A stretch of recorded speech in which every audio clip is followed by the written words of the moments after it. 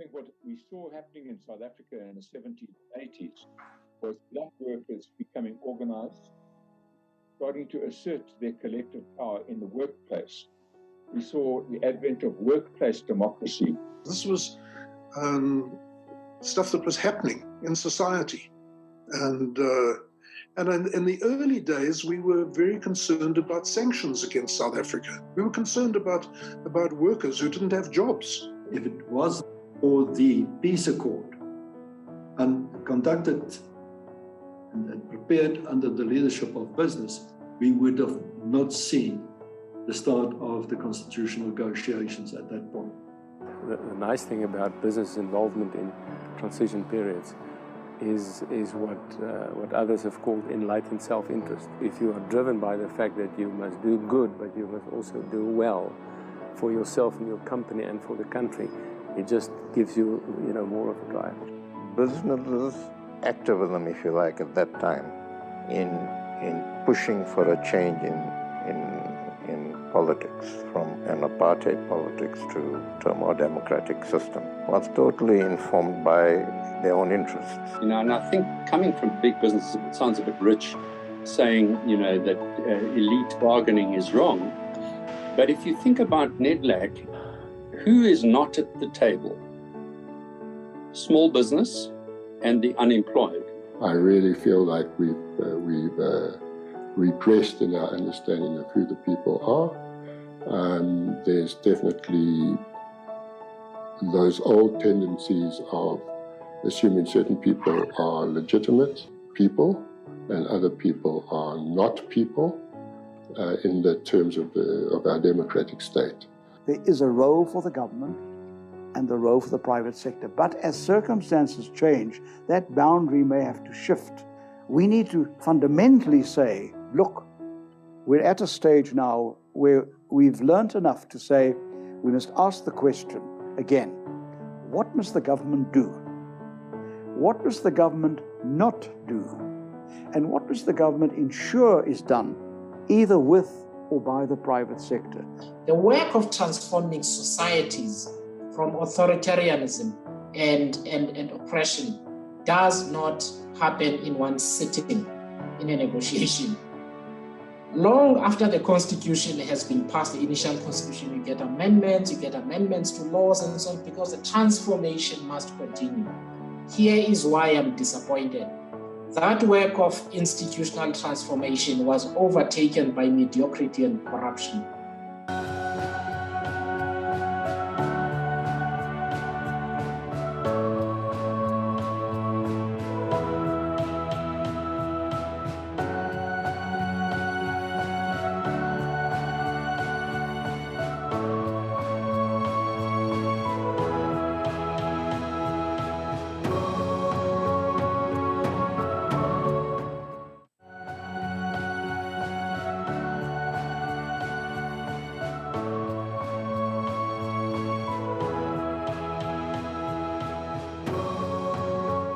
There's another point that you raised that actually needs to be considered, and that is what I would characterize as a societal trust deficit. And there has been a trust deficit between business and the state.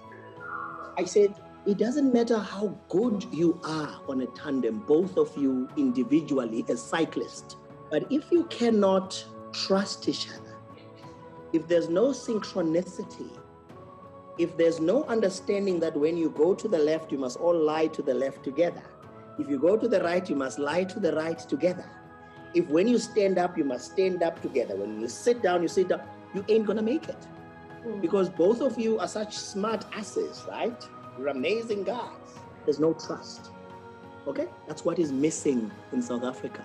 There's never enough trust. And the more trust, the better. There are good reasons in this country why we should not trust each other. And I think for a while, we worked very well together, and I think we achieved quite a bit. But the moment that people started focusing on individual, whether it be individuals or even institutional level sort of benefits and how people got forward, trust issue got a little bit skewed. And in the state capture, involving business, government, individuals, all sorts of people, politicians, the trust is eroded quite a lot. And we have to really work harder. I don't think we were as effective on the economic side.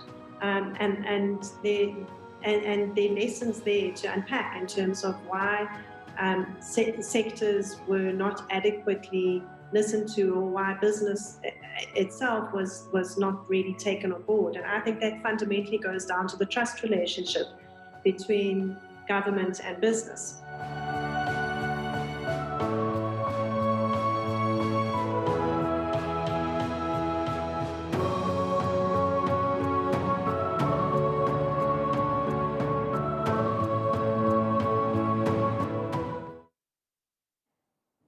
So against that exciting backdrop, I would like to wish you all a very good morning, to all of our invited guests and our speakers, those joining us from locations within South Africa and across the world.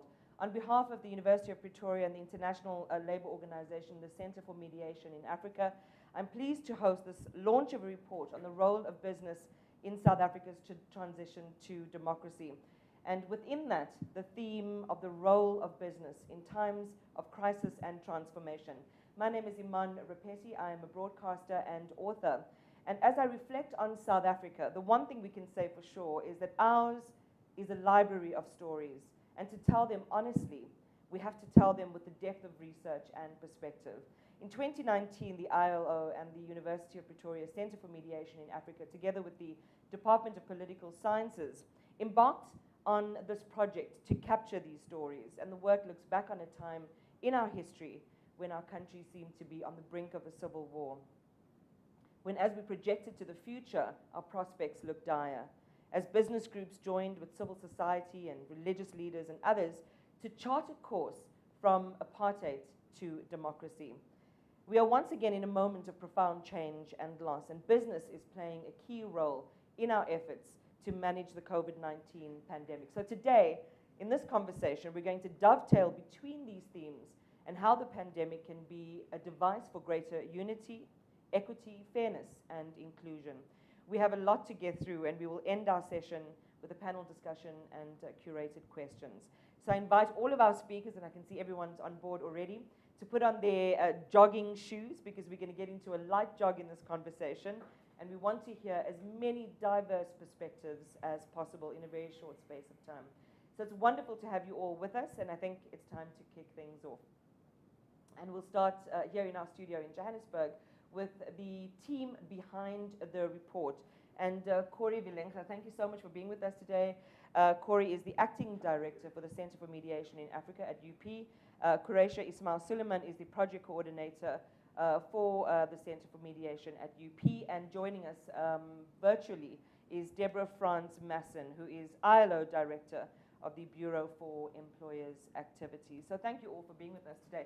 I can tell you that I'm really looking forward to this conversation. There are so many themes, though, that we have to get into, so I think it's important to have a very focused a discussion on the issues around the lessons learned from our transition that still apply between business and the state and society today. So this research draws some interesting parallels, Corey, between history and our contemporary challenges that amplify the role of business in times of crisis and change. Why is this work so important? I think it's exactly what you're saying. We're interested in those lessons learned. What can we gain from looking at our past and seeing how we can apply that to today? And I think one of the obvious lessons is just the incredible momentum that was achieved during the 1980s. And it took time, and it didn't come easily. It was a struggle between different actors, between different parties and diverse parts of the spectrum.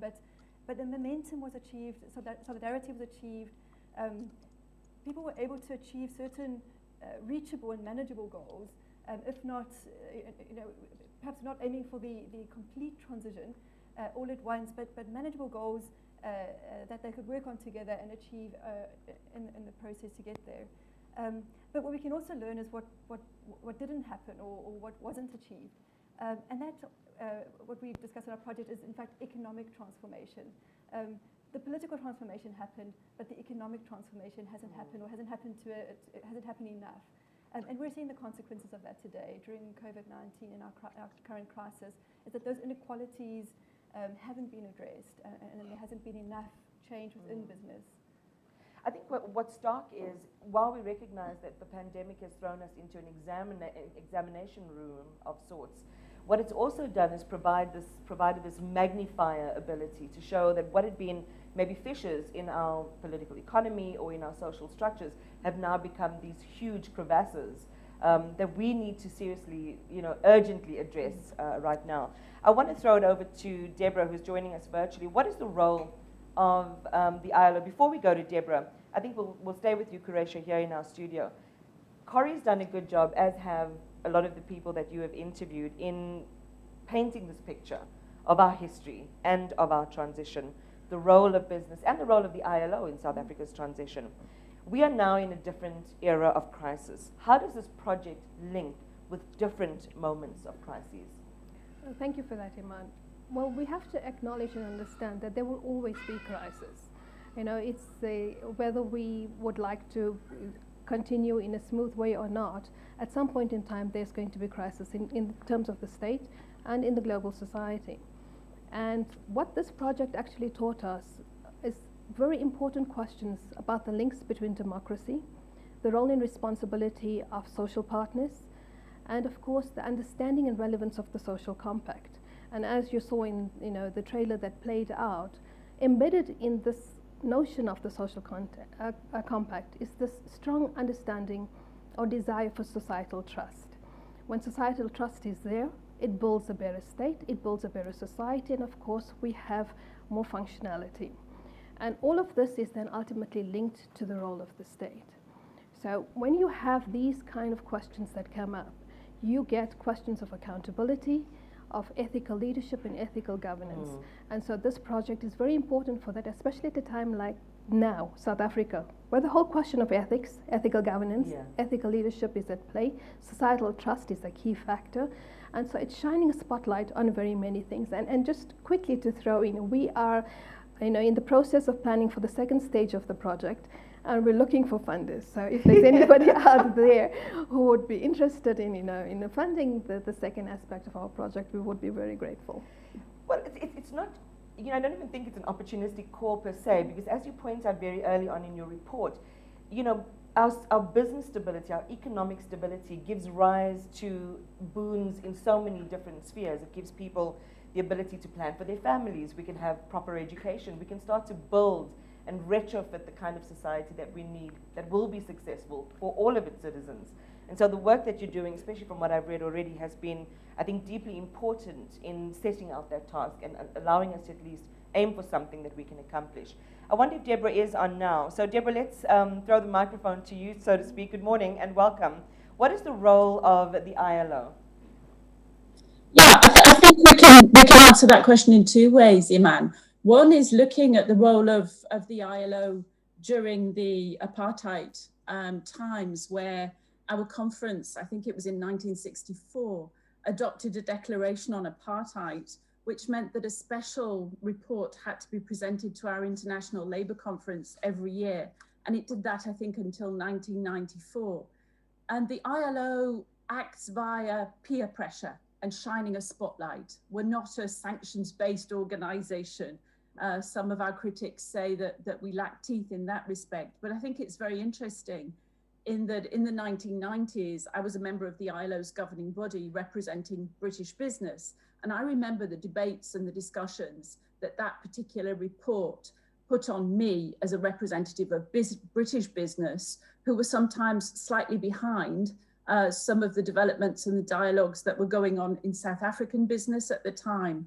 And I think it's that drip, drip, drip effect of shining the spotlight, peer pressure, that enabled a lot of the dialogues and the discussions to take place and the progress. And I think it's interesting that Nelson Mandela chose to address the International Labour Conference in Geneva on what I think was one of his first overseas trips in 1990, where he thanked the ILO for his support and practical action it had and how it had levied that against apartheid. he also complimented me on my beautiful blue eyes, but that's probably another story for a different time when we actually can see each other face to face. But more seriously, taking it forward towards today, I think what's interesting is looking at the report and some of the themes that have come out of it. It's been quite fashionable, I think, over the last few years to say, oh, look, you know, social dialogue, it's a very 20th century European construct. Its moment has passed. And I think one of the very few positives from the last 12 months is that I think that this proposition has been laid to rest. And what we've seen globally is the renewed vigour of social dialogue and partnership between employers and unions, responding to a major societal crisis. To a certain extent, a lot of the elements that are in the report coming through and showing in a different time and a different context, just how the notion of responding rapidly and effectively, working together, employers and trade unions with their respective members and constituencies, have been able to act together for the common good. And perhaps more importantly, you know, enable decisions to be made in hours and days rather than sometimes the weeks that's taken to make decisions in a slightly more quieter policy space. And of course, I mean, just to reflect on the need for urgency when there are delays, there are families whose lives and livelihoods are hanging in the balance. And Deborah, you know, now you've just taken away this completely special moment I myself had with my Deborah when you paid me a personal compliment. I think you did it to all the girls, quite frankly. Yes, I know.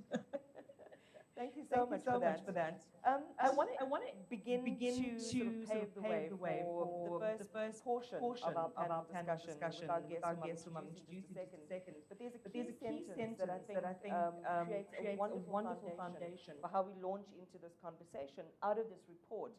And it's that business has been seen as an important catalyst for political transformation in South Africa since the 1970s, and particularly towards the end of apartheid, despite its complex and ambiguous role. Now, that complexity and ambiguity we will discuss in greater detail in the second panel discussion. But for right now, to focus on the first part of that, about business being this important catalyst for political transformation, but also for social change in our country, I think is a good jumping off point as I introduce the members of our very first panel.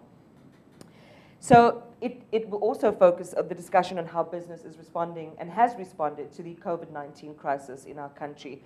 And I'd love to welcome Martin Kingston, who's the CEO of Rothschild and chair of the Steering Committee of Business for South Africa, Stavros Nicolau, who's senior executive at Aspen Pharmacare Group and also BUSA board member, Sandile Zungu, who is the president of the Black Business Council, and Matthew Parks, COSATU's parliamentary coordinator. Thank you very much to all of you for being with us today. And Martin, perhaps to kick off with you, to look at how business responded, especially in the early days of the pandemic. We've seen individual businesses make pledges from, you know, pooling money or sponsoring money for PPE to pooling money in various funding initiatives. How would you sum up the response of the private sector in this context of chaos and crisis? Well, thank you, Imaan, and good morning to you and all of the other guests who are attending today. We found ourselves, of course, in unprecedented circumstances a year ago in March of 2020. At the time, perhaps it seemed that, unfortunately, COVID-19 was going to be a threat to other countries, but hopefully not to our own. And our position on that changed very quickly. And what we were able to do was to mobilize an extraordinary array of resources from across the business community, large and small, domestic and international, on a pro bono basis, really mobilizing subject matter experts who could work hand in glove with social partners. And you've already talked about the importance of social compacting. So by that, I mean civil society, labor, and of course, government, to see how we could marshal those resources to combat the challenge of the pandemic in a manner that we hadn't done previously. Many of us believed, and I think it's been proven to be the case, that it could prove to be an existential threat to South Africa and the progress that we'd made since 1994. And many of the people that you've got here today, of course, were critically and intimately involved in many of the transitional steps that had taken place to bring us to 1990 and thereafter to 1994. But in truth, what we saw was a situation where the poverty, inequality, and unemployment that we'd experienced increasingly since 1994 was hugely magnified and exacerbated by COVID-19. And the only way we were going to deal with it was in a systematic, programmed manner by making sure that we had the right interventions marshaled to be able to deal with that challenge. And there were three aspects that we encountered and we dealt with. One was the healthcare challenges, and I know that Stavros is on the panel, will talk about that.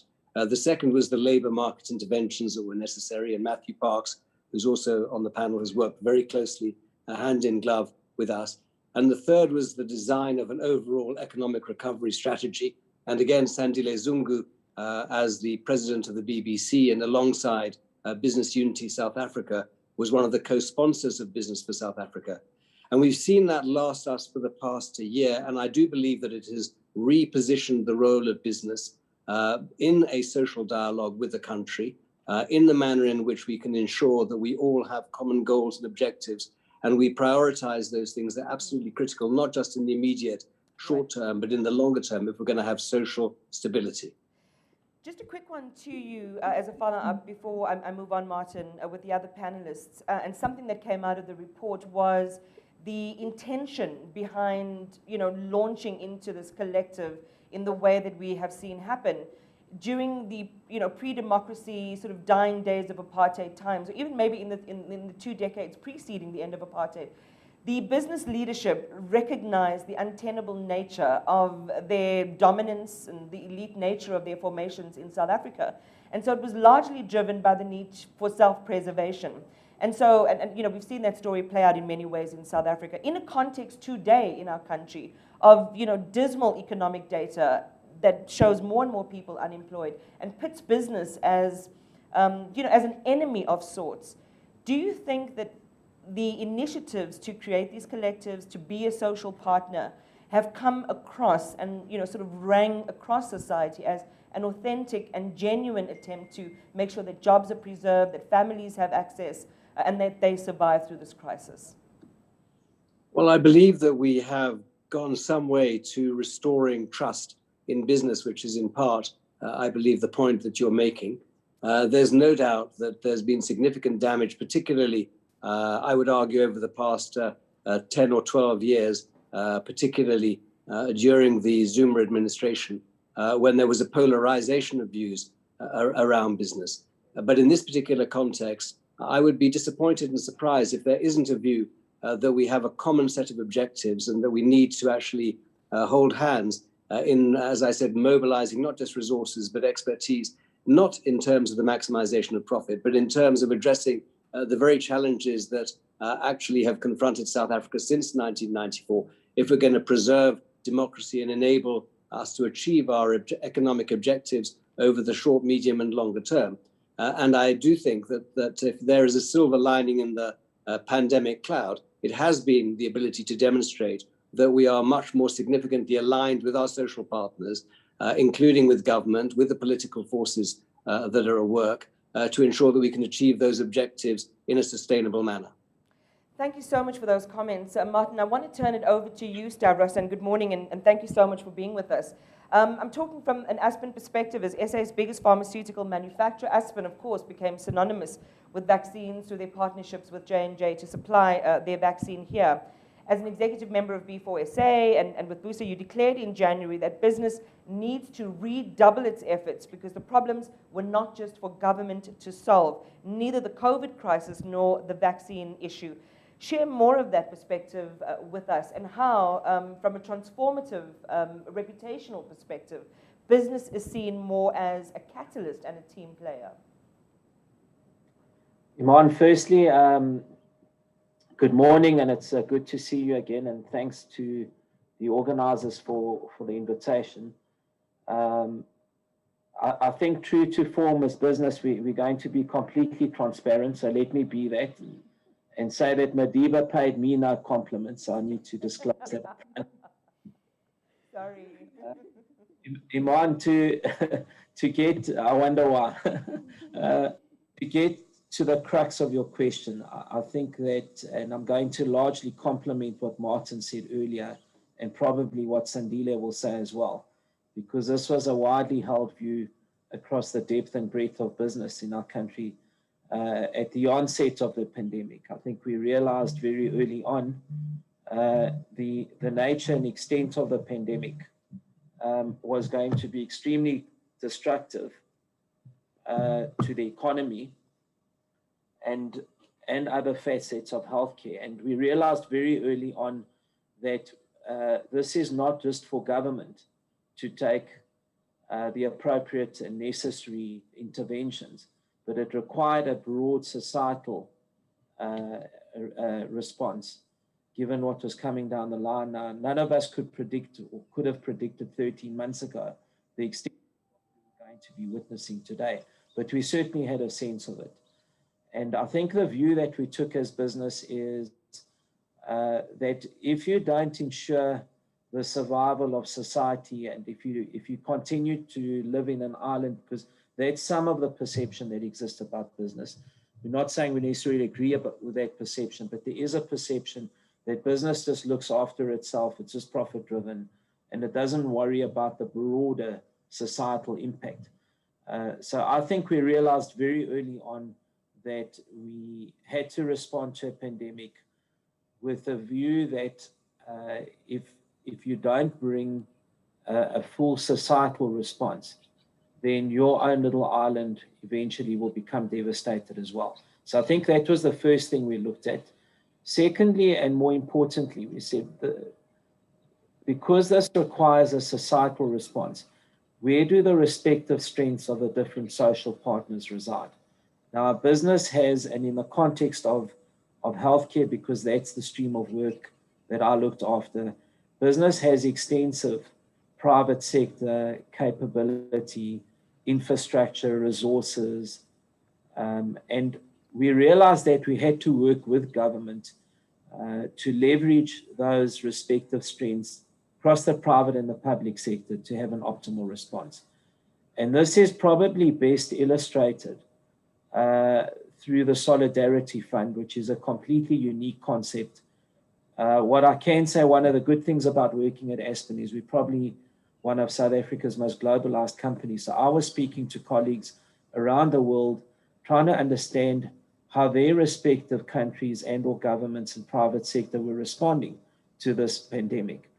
And I must say the principle of solidarity, the Solidarity Fund is completely unique. We should probably bottle it up somewhere, patent it and license it out, because it is a unique response and a very effective one. And I think what we learned from business is that private and public sector working together with the requisite trust levels, the requisite structures, probably represent the best opportunity to address some of even the most insurmountable challenges in our country. So let me end off by saying that this ethos that we embraced and our social partners embraced with us, for me, demonstrates a new pathway for the country. You can call it a social compact, call it what you will, but where you bring the social partners together and you leverage the respective strengths that they have, it's got to be done on a trust basis, however, is a very good model for us to pursue futuristically around addressing some of even the most intractable challenges. Thanks very much. Just on that point, though, just to dovetail back to something that the report found, it was this exact spirit of self-preservation, but also hope that maybe, you know, together with all of these partners, as you say, across civil society, religious formations, and business formations, we could achieve a South Africa of our dreams. That dream has not translated into the kind of economic shifts or a recalibration of our economy in a way that should have been if we'd taken advantage of, you know, the transition and all this talk of a rainbow nation and all of the largesse, the kind of goodwill largesse that South Africa had access to then. What makes this moment different? Because you're echoing some of those themes, Stavros. You know, the need for survival, we're building something new, and you're wanting to create a legacy. What makes this moment different from our transition? So, look, I'm not for one moment underestimating the level of transformation that still needs to be undertaken by our country. And I know that many of the participants, I saw Rule's face appear earlier. I think some of those initial discussions set the country on a particular strategic pathway. But of course, when you have to operationalize all of these things, then it becomes a very different conversation. It's a conversation about practicality, and aligning strategy and operations is always challenging. And you also had to do that in the midst of a country that had been, or vast sections of the population had been incapacitated, under-resourced, and in many respects continues to be the case.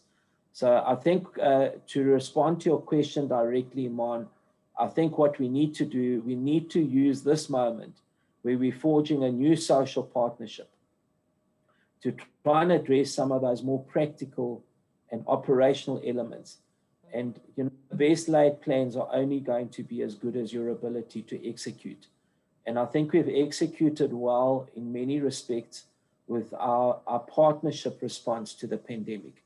The challenge now for us is taking those into other areas, like education, for example. I mean, I think it pains every single one of us. I see Mtumzi on the call as well, Sandile and others. It pains every one of us to hear that kind of what played out in the 70s at our university campuses is playing out again at my alma mater, where I came from, Wits University.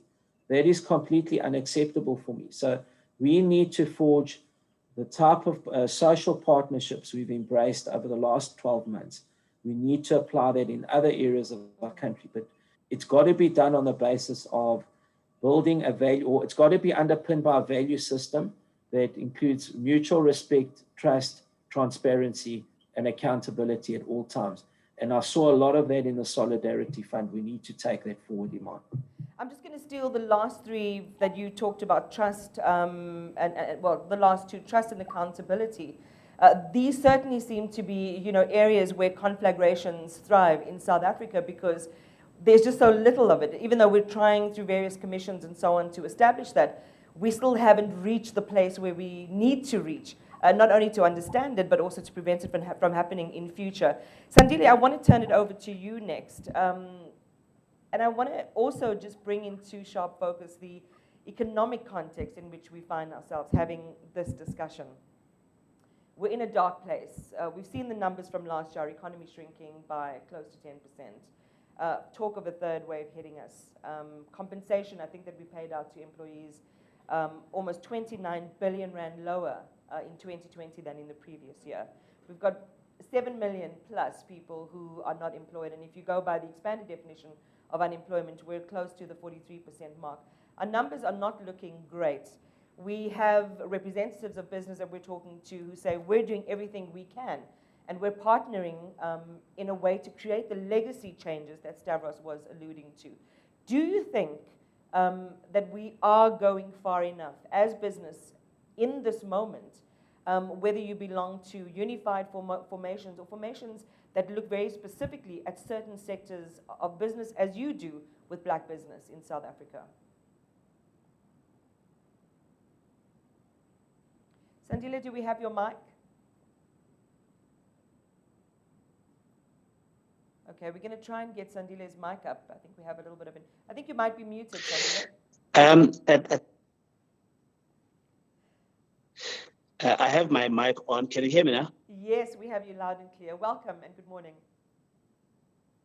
Okay, good morning. And my profuse apology, the comms where I am because of load shedding have been absolutely intermittent. And I hope I'll be able to talk without much further disruption from ESCOM side. Mm-hmm. The little bits that Martin said, we are struggling with Sandile's mic. So what I'll suggest is, Sandile, sometimes when the bandwidth is low, you can even turn off your camera and leave your microphone on. Let's give it another bash. Which rings true is that poses an existential. Okay, we are struggling with Sandile's mic. So we're going to come back to Sandile. But again, just a word of advice to all of our panelists, if you're struggling, and we understand we're all having this crisis together, this experience with Eskom, just turn your picture off and you can leave your microphone on, and that should help us recover quite nicely. I think we'll turn it over then to Matthew Parks, who's COSATU's parliamentary coordinator. And Matthew, good morning. Welcome to you as well.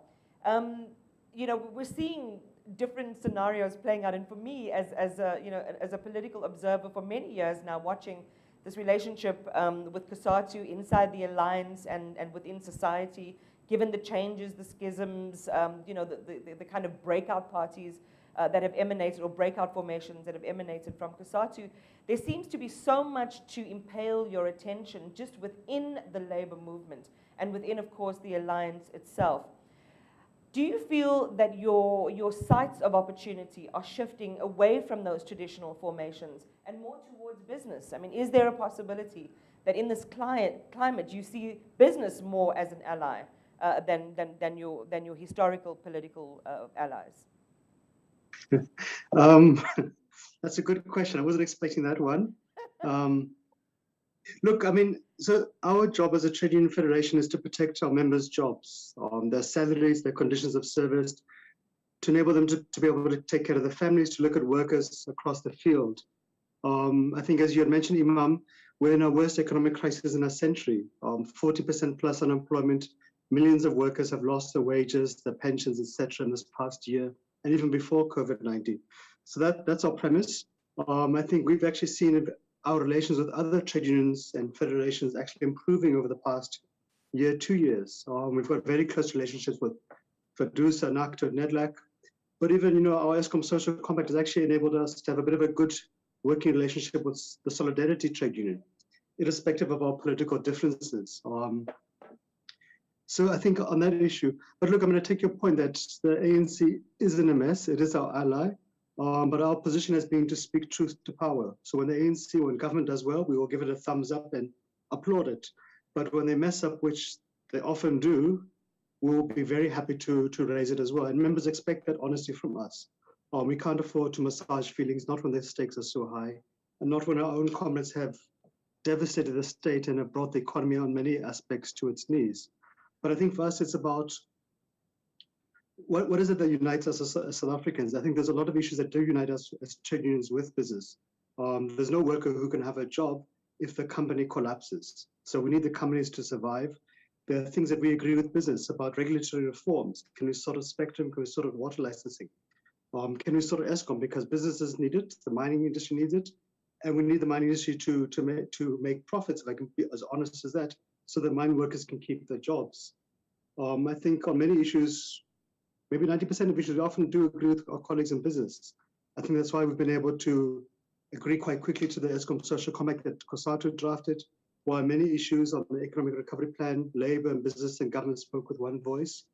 In the past year, we've had daily engagements at NEDLAC on the UIF, on social relief, on occupational health and safety. And 90% of the time, we found each other quite quickly because our interests are the same in essence, keeping the economy going, keeping workers employed. But there are areas that we have differences. I think, for example, our colleagues in business make a noise about the public service wage bill. We would like them to make a noise about the private sector wage gap, where the CEOs of retail industries earn 100 million rand a year. They pay the cashier 65,000 rand a year. Same thing in the banking sector, which in fact, all the big banks in the past couple of years had retrenched about 2,000 workers each. So we think we do need to have that kind of, as Stavros is saying, a spirit of solidarity. And I think for us, it's about saving jobs. It's about making sure workers have a decent living wage, about finding how can we mobilize financial resources to create new jobs, even beyond what a business might have planned for. But even, Imaan, we've also been frustrated at times that we don't see enough solidarity between business to other businesses. The loan guarantee scheme that was piloted by Treasury through the banks, we thought could have done more to assist restaurant owners, small businesses, etc., who are struggling to stay open. Could have given them more favorable conditions around loan repayments, interest, etc. So I think that spirit of solidarity that Martin and Stavros correctly referred to. But I think, look, we have to sort out our problems. We're in this ship together across South Africa. The space big enough for all of us. And it does require us to be creative and imaginative and to think beyond our normal ideological barriers. Yes, we might insult each other now and then, that is therapeutic, but let's look at what can we do to assist each other. I think for us, lastly, Man, it's about how can we increase local investments? How can we support buying local, whether it's a mining industry's uniforms, whether it's stationery for a company or it's the cars for a rental company, etc. What can we do to create new jobs, to pay workers a better wage so they can survive and to improve their conditions? And I think also from us as Labour, what can we do to assist business around the regulatory reforms, etc., etc. Thanks, Imaan.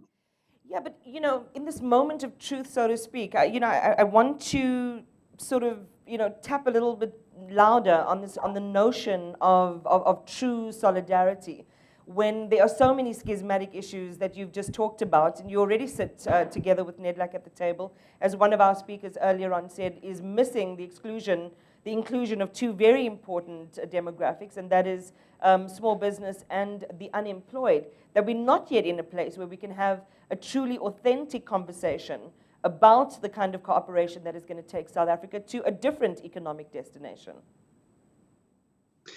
Yeah, no, sure. I mean, it is a difficult one. I mean, to be fair to colleagues in business, so we would often be frustrated as Labour to say, when we reach an agreement with business and NEDLAC, does it translate to the petrol station owner at the corner of the street or the restaurant owner? And we appreciate it's difficult to organize like that. We have the same problems as organized Labour, that yes, we might as COSATU have 1.6 million members, but not everybody is organized. So at times you have to raise principled issues that affect broader constituencies. I think all parties do legitimately try to do that. But Imaan, our real solution, to be honest, to all these problems is about creating jobs. A person who's got a job is less dependent upon the state for social grants or for other public services, is more productive, they can take care of the family, they can buy the goods that industry produces, etc. I think to an extent, all of us have failed in that regard because we're sitting with 40% unemployment. So it does put pressure on all of us to think much more creatively, work much harder, and be more decisive in finding the solutions. Matthew, thanks for that. The challenge is always going to be with these discussions where you have such amazing guests who have so much insight and experience and often working across various organizations, is that time is always going to be against us. There's so many follow-up questions that I want to ask Nicolau and Martin.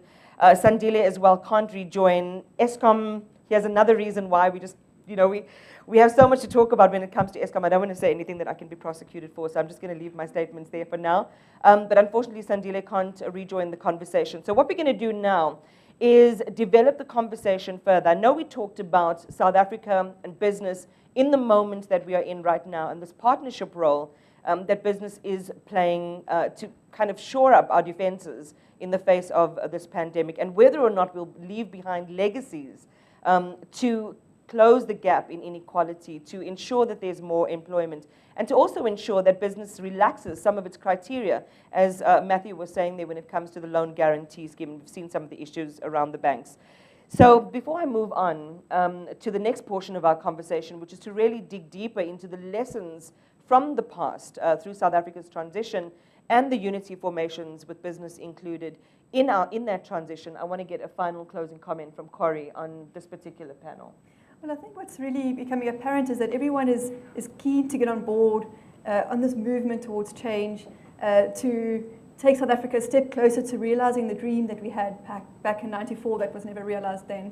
And I'd be curious to hear from our next set of panelists, what was it back then that helped that movement actually to gain momentum and to become a set of achievable goals? I think that's what it feels like we're missing, and perhaps things are happening behind the scenes that we're not aware of, kind of as the general public. But what is it that changes, or that transforms the kind of the desire and the solidarity and the movement to something that really takes momentum and we really start to see change? And we've got to see change. I mean, we can talk about it philosophically, but if the numbers don't reflect that, if our growth isn't there, if our unemployment numbers aren't there, if the quality and the standard of living for every South African family isn't raised to a level of acceptability, then, it's pie in the sky and it's philosophy 101 again. All right, so we promised to look to the past and to mine for some of those gems of wisdom and some of the lessons that have relevance for us today. And our guests on this panel are Cass Kovadia, who's the CEO of Business Unity South Africa, Bobby Godsell, the former CEO of AngloGold Ashanti, Mtunzi Mdwaba, who is the CEO of Zoro, the IOE Vice President to the ILO, and Paul Graham, who is the Southern Africa Project Director at Freedom House. And this is a portion of the conversation as well I'm really looking forward to. Cass, good morning, and good morning to all of our guests. Now it's good afternoon, so good afternoon to everyone, and thank you Good afternoon, Imaan. for being with us. Cass, let's kick it off with you. Take us back. So we are in another crisis, and some would argue we are gridlocked in this economy. As you reflect, take us back to the past where, I mean, you've said before, I think that large business and corporates in this country and business interests in this country began to see that if there isn't a change, one, we had sanctions that started biting, we had the sports boycotts that started biting, and I think business began to see that if there isn't a change, they're going to get cut off from the global economy. Not quite that scenario, but the pressures are certainly intense in South Africa now. Just, share with us that photograph in South Africa's album. Yeah, I think you said it all, actually. I don't need to say anything. But okay, so I think firstly, in looking back, I think one needs, and in what's happening now, I think one needs to understand the sort of critical roles business can play. Sometimes there's an expectation on business to show the sort of activism that you might see from labor, you might see from religious organizations, different parts of civil society. I think business by nature is conservative, but within the context of that conservatism, and within the context of business's key role being to grow businesses, develop businesses, employ people, do all of that in a responsible way, sustainably responsible, as well as responsible to the communities amongst which or near which they work. And that's the critical role business can play. But having said that, business should be expected to be a good corporate citizen and should be expected to respond to broader problems in the country. Now, in the, quite honestly, until the 1980s and probably closer to the mid-1980s, business was seen to be, and in many instances was, part of the apartheid architecture, okay? It was mainly white, it was mainly male.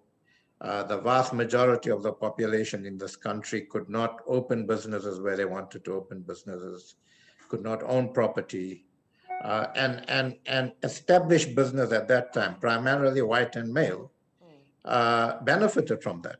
And I would think that most people, I hope, would agree with that. That's just, in my view, facts. In my previous life as an activist, I mean, and people, when I was at the Banking Association, people often joked about this. I used to encourage people not to pay their bonds as a tactic to actually put pressure on banks, which were essentially lending only to white people and servicing white people. Okay, now, so it was a different environment, but business was part of the apartheid architecture until, I'd say, mid-80s. The shift, in my view, began after the ANC called for sanctions, and sanctions were effectively applied to South Africa.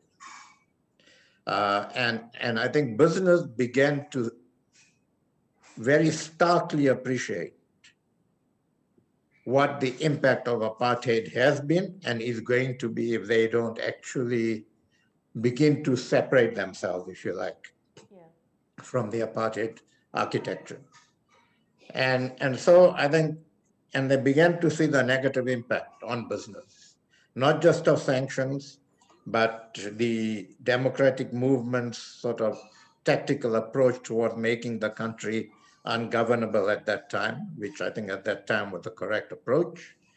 And so business began to look at how they can actually separate themselves from the apartheid architecture. And so what started happening?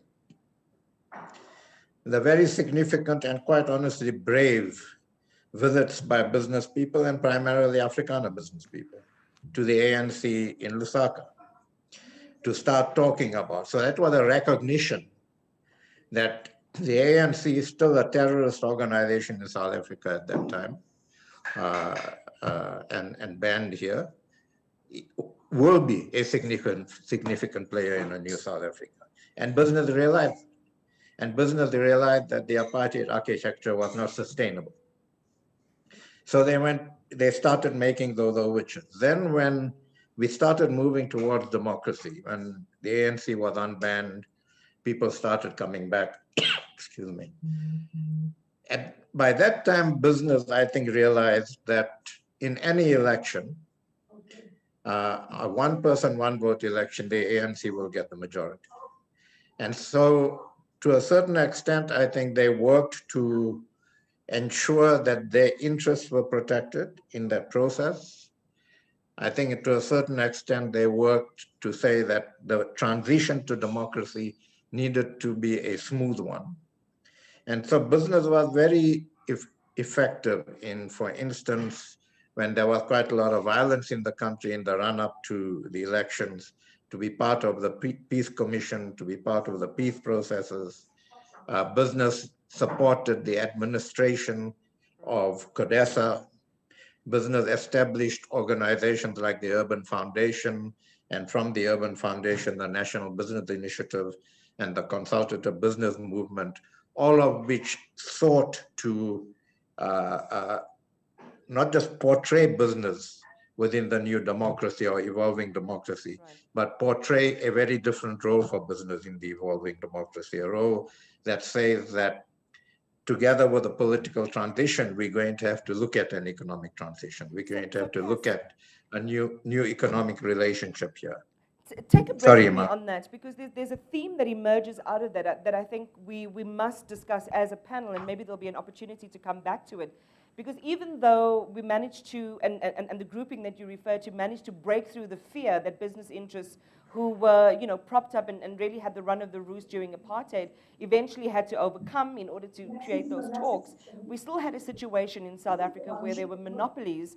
I think, as this report is saying, between 1985 and 2004, 6 top companies, including the Ruperts, the Oppenheimers, the Gordons, the Menels, and the Herzogs, Sanlam, Old Mutual up there, owned 80% of the economy in 1985, and it took up until 2004 to get that ownership and that monopoly down to 38%. I'm sure there's a whole conversation we can embed in that, but what is that lesson piece and that thread, and how, maybe I should rephrase it, how is that relevant to us today in breaking some of the existing monopolies that we see in South Africa, or what is preventing us from operating in a truly competitive and open access economy? So if you look at the Business for South Africa economic recovery strategy that we finalized in the middle of last year and presented to government, one of the critical elements of that document is to create a more competitive economy. There's absolutely no doubt that severe areas of competitive disadvantage, if you like, where there's barriers to entry for new businesses, where it's difficult for businesses to actually establish themselves and operate, are not conducive to growing our economy. And in our discussions with government and labor at NEDLAC, this is absolutely one part of that discussion. Now, how do we unravel that? We've got to balance look at what the appropriate economic model and economic structure is for South Africa, but within the context of a situation where our economy is in serious crisis. So we can't, in addressing some of those, create a situation where businesses that are currently successful and may be, in inverted commas, monopolistic, are still playing a critical role and making a critical contribution to the economy of this country. But through organizations like BUSA, through organizations like some of our members, BASA and others, this is a critical issue on the table. And I think that as business, government, and labor, we need to work together to see how we create a more competitive economy. There's no quick fixes to this, because if we had a thriving economy and we were growing at 5-6% growth rates, different debate. Right now, it's a debate within the context of an engine that's not working, or a plane that's not working, and we need to start changing that engine as we still keep flying. So, but it's a critical issue that we need to address. All right, so there's one that I think is going to be an enduring conversation piece, and hopefully our researchers and experts are going to be able to tease out that thread a little bit further. Bobby, I want to turn it over to you next. We talk about workers owning the economy, and that rather than having politicians make decisions about COVID-19, growth, unemployment, and so on, these issues must become points for national debate, and everybody takes part. Share with us how that conversation can be credibly widened. Some might say it already exists, barring a few exceptions within NEDLAC and elsewhere. But how do we have that meaningful national debate and conversation that you're saying is critical? Well, I think, sadly, this was the unfinished business of the 90 to 94 period. I mean, with the unbanning of the ANC and ironically with our first democratic election, in a way that the rest of society handed over the keys of the kingdom to the two dominant political forces, the ANC and, ironically, and for me very strangely, the National. I wanted to hear the second part. Bobby, I don't know if we can get you back. We're having signal issues. I'd like you to just maybe recap that last portion if we still have you. So let's just try and link back with Bobby. Go ahead, Bobby. So I was reflecting on the sadness that the very vibrant civil society that emerged from the mid-80s through to 94, where we had a forum for everything, and we were questioning the purpose of everything.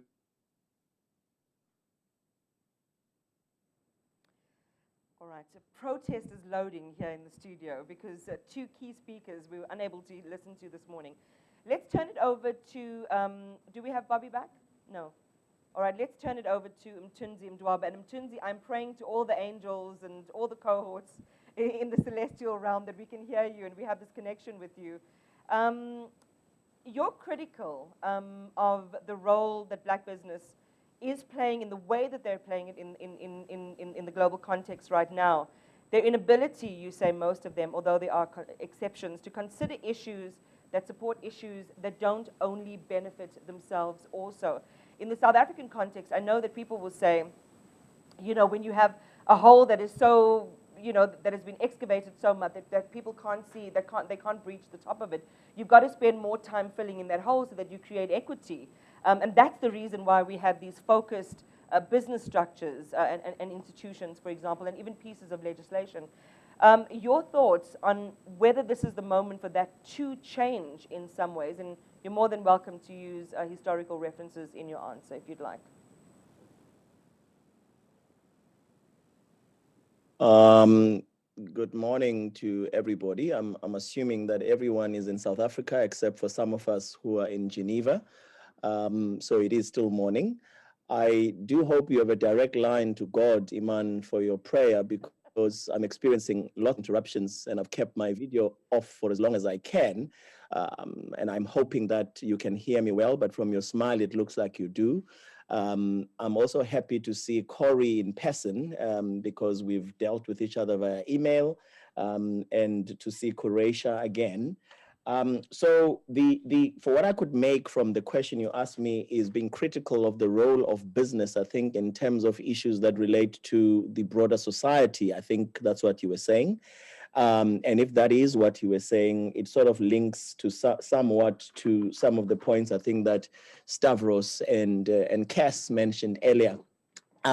You know, we have limitations of time, so I have a lot to say about issues like this, but I need to start by saying, just to give context, that as Vice President of the International Organization of the Employers to the International Labour Organization, which is where I am right now, we represent 159 business organizations in 150 countries, and that includes BUSA, of course, in South Africa. We don't have the pleasure of the BBC yet. Maybe one day it will happen. So BUSA is who is a member of the IOE.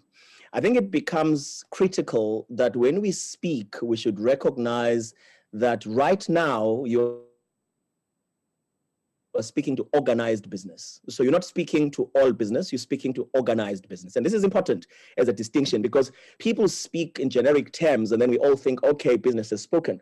But let's take again and break it down. So if you break it down further, as chairman of Productivity South Africa, for example, we've looked into this and we've looked into the rural economy, we've looked into the township economy, we've looked at the peri-urban economies. And when you look at that, South Africa has two big structures. So the 80% monopolies that you were talking about a long time ago may look like 38%, but the question is, where did the 42% go to? Did it go to new people or did it go to the same private boys club? That could be misleading. I haven't done research in this area.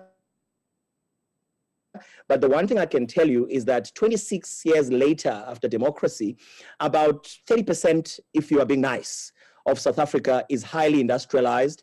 And out of that 30% of South Africa, which can compete with anyone in the world, it can compete with Geneva, it can compete with the best economies in the world, you have, let's say, BUSA would have a membership, let's say, that is 70% of that 30%. Okay, I mentioned this to Croatia. So when we speak as BUSA in South Africa, in terms of the global voice in the IOE, we really speak for 70% of 30% of South Africa. All right, because the BBC will probably have, I don't know, maybe another 1% if that of the 30%. So the 70% is involved in informality, as in involved in the rural economy, the township economy. So we don't speak for that. So that's very difficult to answer questions in a linear format without understanding that kind of background. I don't know if you can still hear me, Imaan, because I see your face.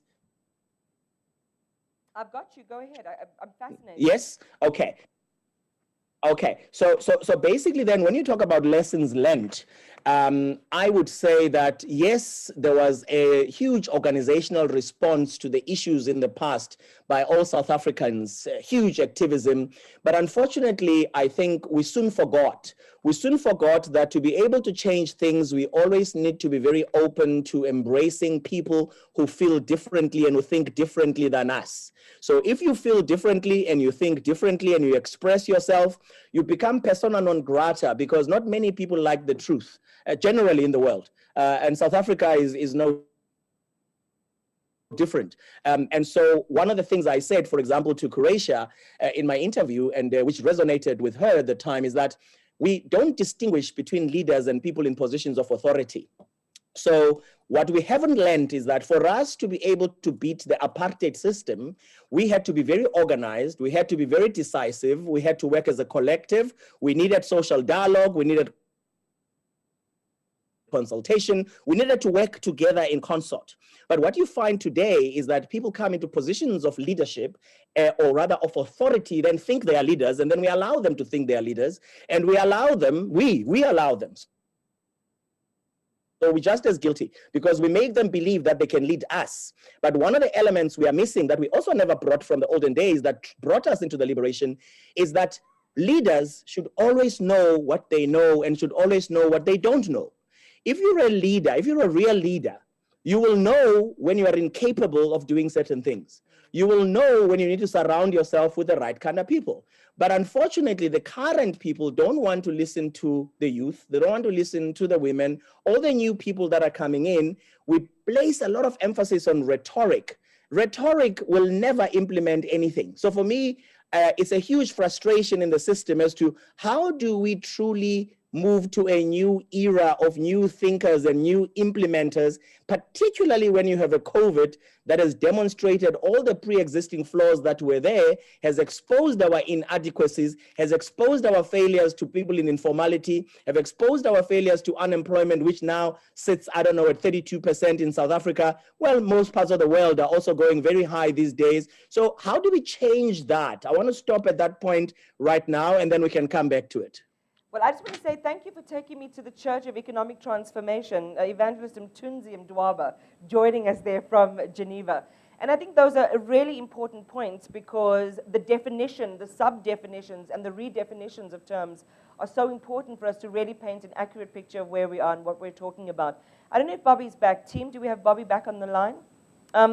Bobby, before I move on to Paul Graham, I want to give you the opportunity to come back and complete what you'd started out saying a few moments on, and maybe to also respond to a question that's coming through from one of our online viewers, the big ideas that compelled the kind of action that we saw in the past, can they be utilized today to compel the right action?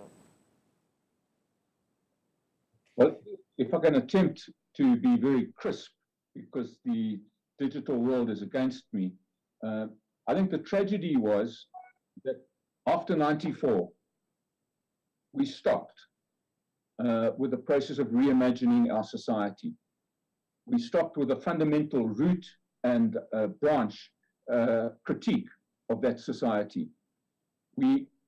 I recall this personally. We thought, standing in that voting line, that we'd elected 400 people and they would do it.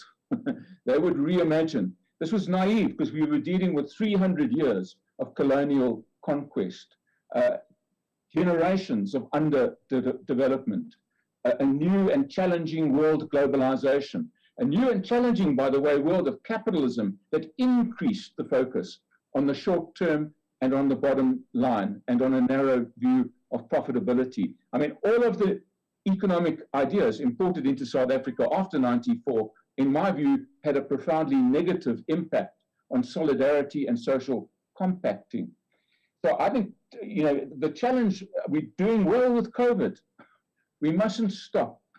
We shouldn't, you know, that discovery that we're one nation, 60 million people, we need each other, we're all in the same boat. Matthew Park's comments, let's hold on to that and let's use that sense of genuine partnership to complete the reimagining of the society and economy, and not just actually relax when and if the pandemic leaves us. You know, Bobby, when you speak and some of the other panelists have spoken, there is a rousing, you know, just behind my diaphragm in the area where my heart used to be, because it's just broken now, given everything that's been happening. And I feel what you're talking about, and I think there's a term that you used about, not in this forum, in one of the interviews, around a return to our Prague Spring between 1990 and 1994. The trouble with that is that we have not seen in the years since the real kind of you know, use or change in the machinery of the way either our economy functions, who is deployed to positions of policy making, and whether we're on the right and the correct strategic pathing. That I'm wondering, even though we had the best option then, as you're saying, we have this opportunity again now, that we don't have enough of what it takes to dismantle the structures that keep us in the state of inequality that we find ourselves now. So how does that happen? Well, I would just say, you know, my country experiences, if I listen to young people, if I look at Fees Must Fall, if I look at new young industrialists, if I look at the entrepreneurs that have arisen in COVID, responding to the terrible economic demise, I think we've got people who can help us with that reimagining. We have to give them space. I think it's time for the older people to retire, and it's time for younger and newer and fresher views to assume those positions of authority and leadership that Mthunzi was talking about. Well, let's turn it over then, and we're going to come back to all of our speakers. So if you're just joining us, we're in the second phase, or the third phase, I should say, of our conversation. We've taken a look at the role that businesses played in this COVID-19 moment as a partner to society and as a partner for growth and for, you know, keeping us all alive during this period. And now we're looking at the past, to some of the histories that brought us the dawn of democracy. Some people would dispute the term, but that brought us to a place that was after apartheid and made the downfall or the dismantling of apartheid possible in many ways. And so Paul Graham, I want to focus on that moment. And Paul, as I mentioned before, Southern Africa Project Director at Freedom House. You have described the gradual shift by actors who, and we spoke about this earlier in the conversation, they found the situation under apartheid untenable, and so they were largely driven by self-preservation to guard and have these, what have been described as brave talks. But what you've also said is that during the first 5 years of the government of national unity, we were not radical enough. I'd like you to take us back to that moment And then to also maybe reflect on whether this moment presents an opportunity for the kind of missed opportunity in radicalism of the nature that you described. Hi, Imaan. I hope everybody can hear me.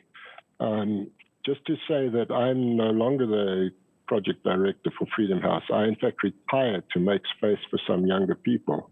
And I think Bobby's comment is a good one. Secondly, thanks to those who did the report. It's a good report. I hope people will read it and not just read the tweets about it. It's worth thinking about. And in fact, that's something else that Bobby said. During the transitional time, and I'm going to get to what that transitional time is, people worked hard to understand the society that they were in and to figure out how to change the balance of forces. My worry was that in the 5 years post-94, we were not sufficiently rigorous in understanding everything that needed to be changed and how we could best change it. And we absorbed a lot of things from the past because partly because we had to, partly because it was easier, and we found ourselves stuck with a lot of institutions and infrastructure that were inimical to the future that we wanted. I wanted to say a few things, Imaan. I hope I'm covering you. The first is, when was this transition? Just, when does anything start and stop? But let's just take 88 to 96, the period from the OAU declaration on negotiations until we signed the Constitution in 1996, a Constitution that, in my opinion, is still perfectly capable of achieving transformation. That was 8 years. In other words, not just 1 year of trying to fix things in a hurry, but a decade of concerted hard work. And I think we forget that. We keep rushing after these short-term, urgent solutions without realizing we actually have to apply our mind for an extended period. And we were surprisingly well prepared for that transition, not because of what apartheid did to damage us, but because of what apartheid did to force solidarity and strengthen us in social movements, in violence monitoring groups, in public education and popular education, in social services. So we were able to seize the moment. And many transitions have not had the opportunity to seize the moment. They haven't been able to mobilize that social capital, even if it's dormant at a particular time, even if it's repressed at a particular time. It can emerge, but you have to work on creating that social capital. And the question we have today is, did the solidarity moment at the start of COVID help some of that social capital at least to re-emerge and seize again some opportunity? I'm not sure. The third thing about the transition, you've got to find allies in institutions. The report makes that clear. It wasn't the whole of business which suddenly came to the party. It was individuals who found themselves in institutions over which they had some authority and some capacity to mobilize that institution. And finding those allies means you have to take people at their best. One of the hazards that we are now facing in 2021 is that corruption has so undermined our willingness and ability to take what people say at their best, because we're never sure what the motive is for the thinking they're doing, the actions they're taking, and how we deal with that. I'm not entirely sure. It's beyond me in this 2 minutes. Then trust deficits. We have serious trust deficits between government and civil society, between people in civil society. I'm not just talking about national civil society. I'm here talking about local actors where there are trust deficits. I'm not even sure these days where local leadership is being schooled, in inverted commas, where it's learning the habits and virtues and skills of democracy. I go into local communities, and some are working well, others are not. And in some cases, they've been undermined by business, particularly the extractive industries, who are really undermining leadership development and production in local communities. Then we have to come to terms with a new business community. We've talked a lot about the big corporates, and it's true, they still are dominant. But what are we doing by destroying the local business communities in places like Durban, the immigrant business communities that are being established? We're just not taking seriously the value that's being created at local level, and creating distrust between those people and the communities they actually serve. And finally, the job debate has been dominated by those who have jobs, and in particular those who have nice, cushy jobs.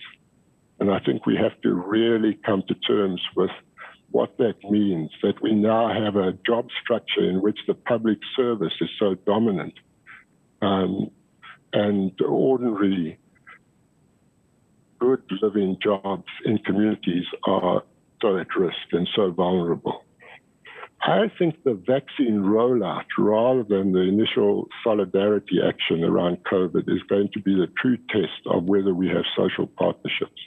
Just as the true test of whether we got things right was in the 94 elections, when up until 4 days before, remember, the Inkatha Freedom Party was still at war, and yet we got past them and past the Conservative and got that election going, and everybody put their shoulder to the wheel and made it happen, every individual.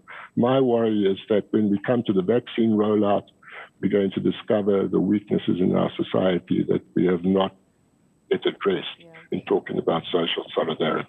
Although there could be a gift that's written inside this moment, Paul, it's a truth serum, if you will, or a moment for us to reveal ourselves in the way that, as you say, our 94 elections revealed what we were capable of doing together as a country. And I just want to pause on that point. There's a point that you raised that I want to put to Mthunzi a little bit later on, about how we galvanize and what it takes to galvanize a real unified force to, again, recognize the inequalities that exist and the opportunities for us to design this newer South Africa, so to speak. But there are questions coming in from people that are watching, and thank you very much for staying with us throughout the course of this live stream. Here's a question for you, Cass.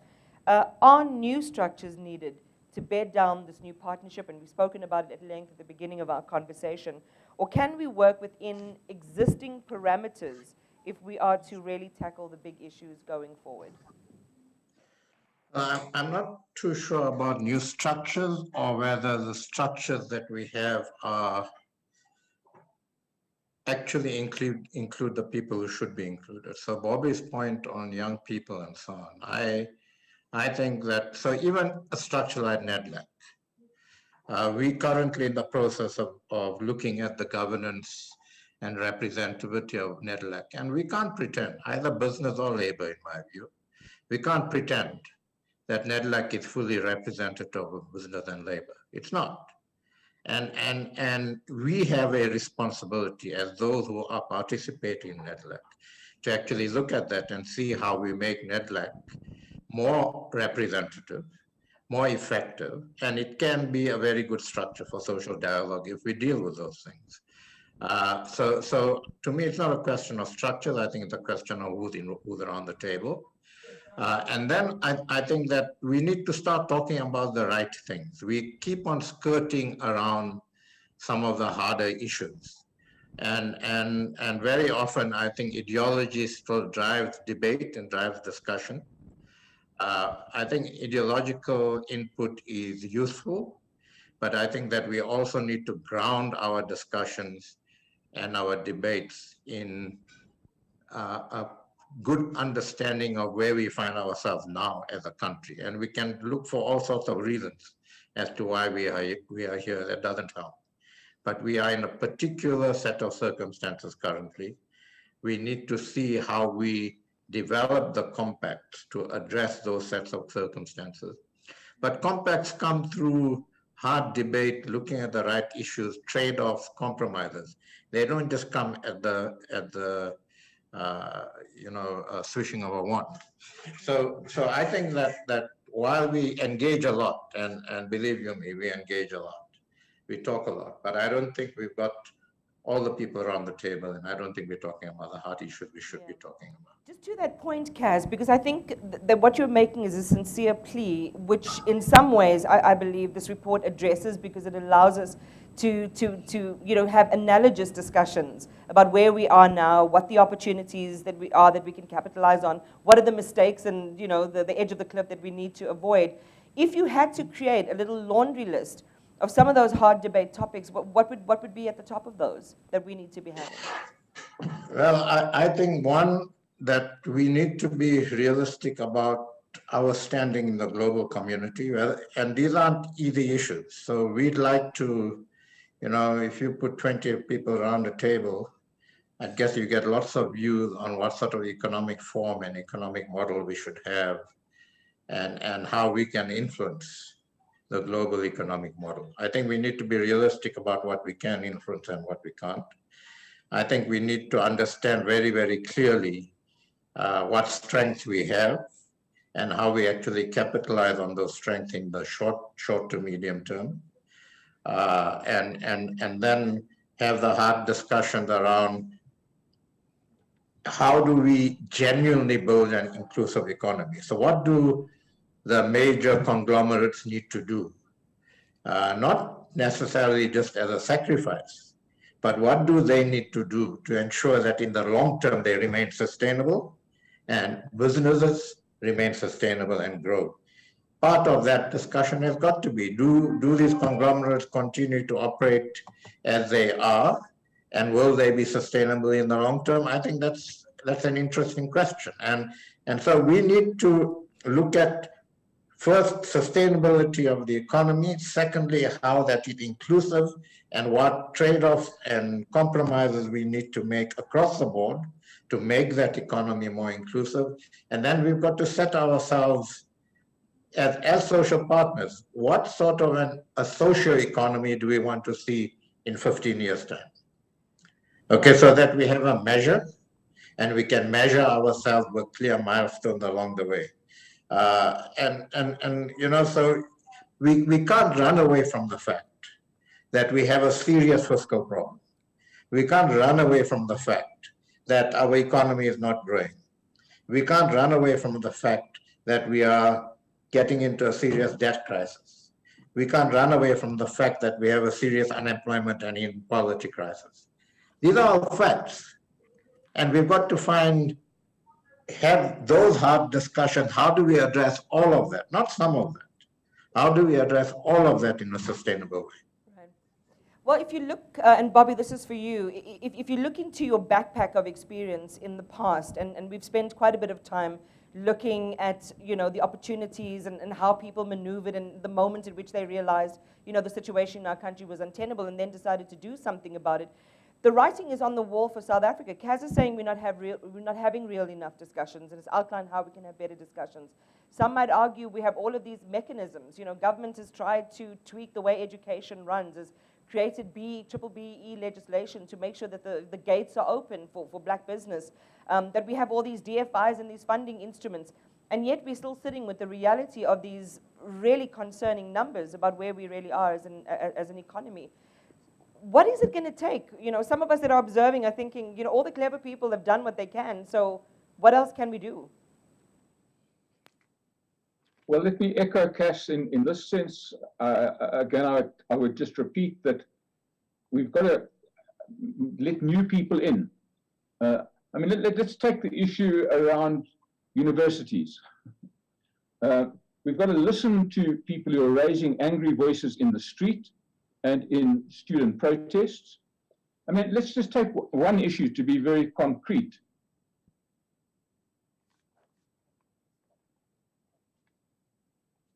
All right, I think, have we lost Bobby again? Oh, what a pity.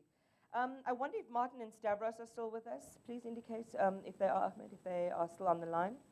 Because I think this next question could be. Stavros, maybe for you, if the vaccine rollout is the real test of social solidarity today, what do you think are the chances of passing this crucial test?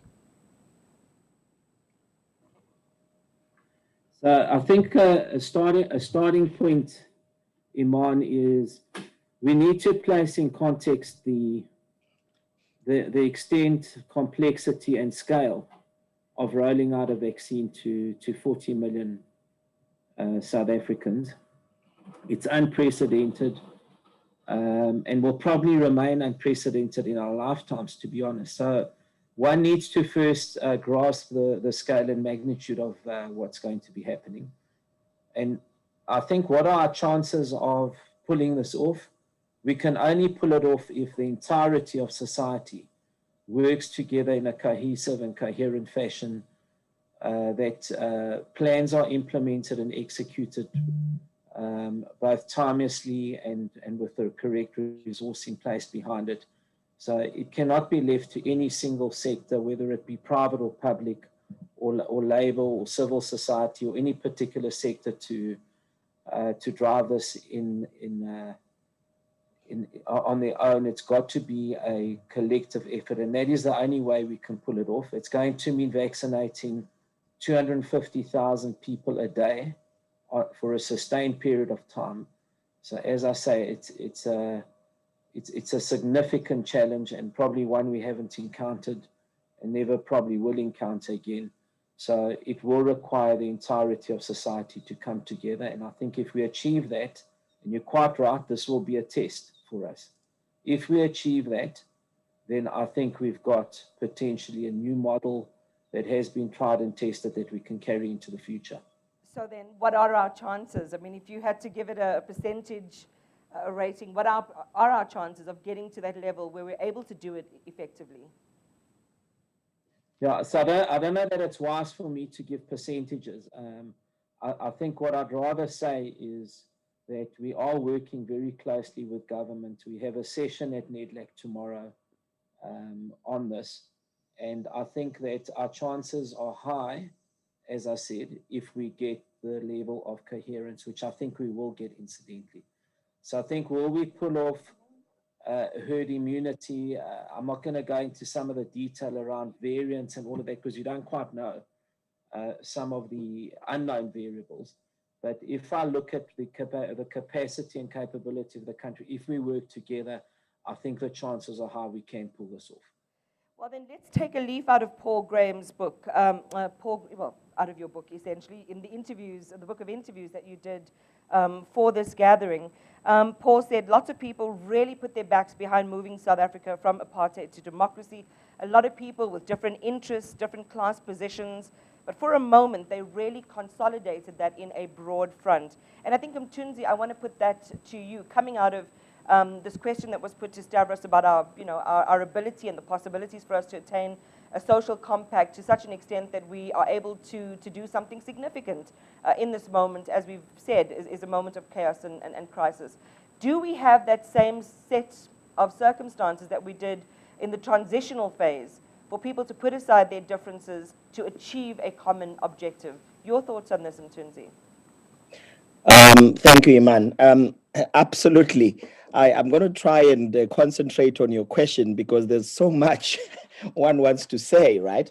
I mean, there's also a statement you made in passing. All right. Okay.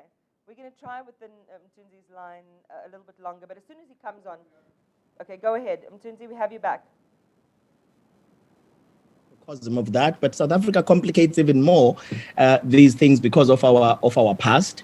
If you listen to what Cass had to say, if you listen to what Bobby, when Bobby says after 94, we stopped with the process of reimagining. I mean, all these things are absolutely critical. But here's my point of departure. Bobby also says that we're on the same boat. I'd rather go with the Minister of India, who a year ago at the Leaders Summit said, we are in the same storm, but we are on different boats. And I think for me, this is a very different kind of way of looking at it, because whilst we think we are in the same boat, we're not. We're just in the same storm. but the poor, the hungry, the unemployed cannot be on the same boat as us. And I think that's part of the problem, you see, because when we get to the positions we get to, like me being here in Geneva right now, we forget. Geneva gets nice, we go skiing, you know, things are lovely. We forget where home is. You forget that, my God, I need to go back to those people who have faith in me, who entrusted me with doing certain things. So when my colleagues talk about the youth and about women, it's absolutely, absolutely critical. But the social compact question. So what is most important as we move forward is to dismantle what we have. But how do you dismantle what we have? It needs disruption that is constructive. You need to dismantle the lies we say to ourselves. You need to dismantle the private boys' clubs. You need to dismantle the colonial trappings of the past that we are all integrated in. You know, we talk about it, but we don't even realize subconsciously that we respond by virtue of who we are. And who we are is defined by something that actually came with and by other people for you to determine your moves and your steps. We need to find a way where we can tell the truth. We need to find a way where all the people who think they are the clever people must realize they are not alone. They don't have absolute knowledge. You cannot continue without the youth and without women and without other people. As much as our forebearers did us a big favor, fought for our liberation, they need to understand that they must move on and must work with the young people as they move on to transition the knowledge, to make sure we share all these things of the ways of doing things. We need to find a way of being able to tell the truth and not get lynched. We need to find a way of accepting that difference amongst us does not mean you must be labeled with being a reactionary, does not mean you must be labeled with being, say, you are controversial. These are the things we need to do. We need to find a different way of implementing the things we keep saying all the time. So for me, one of the failures that Bobby is talking about in continuing to reimagine, the way we should be, what life should be, is that unfortunately we missed an opportunity. And that was to have a collective interventionist measure into our very traumatic past. We had a very traumatic past. We continue to have many traumas today that we don't realize we've carried for 26 years. And until we deal with those traumas, we can't move on. So for us to move on, we need to find a way that says, we do not have the answers. The COVID, as I said earlier, is probably a much bigger crisis than we had before. Because, you know, when we had the crisis, it was easy to point at, I'm black, you are white, you are standing in my way, get out of my way, we are organized against you. But now it's very amorphous, it's very amoeboid. You can't tell. Your own black brother is against you. You are blocking your own black sister. You are blocking your young brother and sister. So you can't really tell who's friend, who's foe in this situation we're in. So we need to change so much, Imaan. And for some of us that believe this, we believe we have the answers because there's a lot of clever people in South Africa, a lot of clever people in the world that do not get into the room, who don't have their ideas germinating and being in the sun and enjoying the same sunlight as other people who think they have absolute knowledge. That's my view. Woo! And what a view it was. You've roller coaster ridden us all the way to the end of our program, and really appreciate that. I think the one thing that I'd like to say on behalf of our organizers is just how we appreciate you bringing your point of view to the table and being so thoughtful in the way we've had this very difficult discussion of looking to the past, marinating on the present, and really looking forward to what our future could be like. I want to give the final word and some closing remarks to Dr. Joni Musabayana, who is the ILO Country Director for South Africa, Lesotho, Eswatini, and Botswana. Dr. Musabayana. Imaan, we can't hear. Still can't hear. We can't hear you, Imaan. That is the ultimate punishment, I think, for this morning. We can't get my audio. So she I wish I could sign. She doesn't realize that we can't hear her. So, we can talk to each other, should we? I think we should, Paul. Let's have our conversation, Kes. I think this is our moment to have our conversation on the side. Are you back on 90?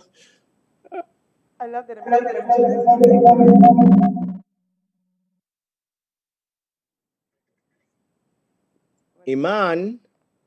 Can everyone hear me now? Perhaps while Imaan's way, struggling to get on, I did have one response to the question she asked Stavros, and that was related to the vaccine rollout. 1994, April 27th, 1994, it was our only shot at the time. Yeah. If we had mucked that up, we would have been in the same boat as a number of other countries have been subsequently. One just has to think of Egypt, one has to think of Syria. There are places on our own continent that have mucked up elections recently, and we only had one shot. And I think we knew it. And maybe we have to help all of us understand that on the COVID thing, we probably only have one shot as well. And that it does focus the mind, it does force us to focus the mind and to throw away other things that are perhaps less important to us and focus on what's really important. Yeah. I don't know if Imaan is back, but I think that Paul, those of us working on this thing, I think there is a focus, there is a single-mindedness. I think what we've been poor at is communicating this well publicly and actually instilling that confidence in the country. And that's something that we're certainly talking about and working on. But anyway, I think those are and Imaan, I'm going to have to drop off for 1 o'clock just now. Yes. Yes, I think Paul is right. Have me back? We say we only have one shot at it, but we only need one shot as well. So, one shot, one jab, one chance. Thanks. There, you've got your brand sorted out, Stavros. There, you said it. One jab, one shot, one chance. All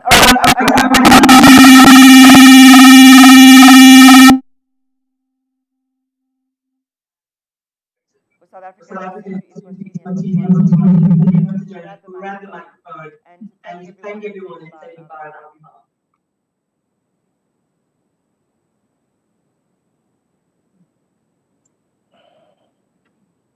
Okay, we don't have Johnny's there. All right. So the final word then, of course, from the authors of the report, I think it was a brilliant conversation. I only wish that more people actually heard this point. Thank you very much for that, Imaan, and for the wonderful conversation. I think just to quickly wrap it up, I would like to say, take from everything that they've said, and that is to start to reimagine. One must recognize what one does know and what one does not know. And what we need to recognize is that at the time of the transition, there was a significant amount of intellectual, physical, and ethical labor that went into the entire process of hoping to build a better nation. We're at this point again now, but we're at a point in time where the communities, the structures that fought so hard to reach what they hoped would be a better South Africa has become stagnant, we've become complacent, and we have shifted from the idea of the social compact to an ignorance contract, and we are rotting in that particular space. We need to move out of that, and as Cass said, that although business tends to be conservative, and yes, conservatism is necessary sometimes because you need to be cautious as well, you can't just be reckless, but we're at a point in time where the language and the action has to change.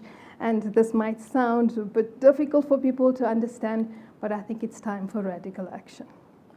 Use radical in any sentence, and I am a believer. Thank you so much to Corey, to Kuresha, to all of our speakers. You made it absolutely wonderful to listen to. Thank you for making sense of the report for many of us, or many others who might not have seen it. And of course, the work of dialogue and the work of working towards the country of our imagination, of our dreams, continues. But we have to change the way in which we retool South Africa so that we are really up to the challenge. From all of us here at the CMA, on behalf of the University of Pretoria and the ILO, thank you very much for being with us.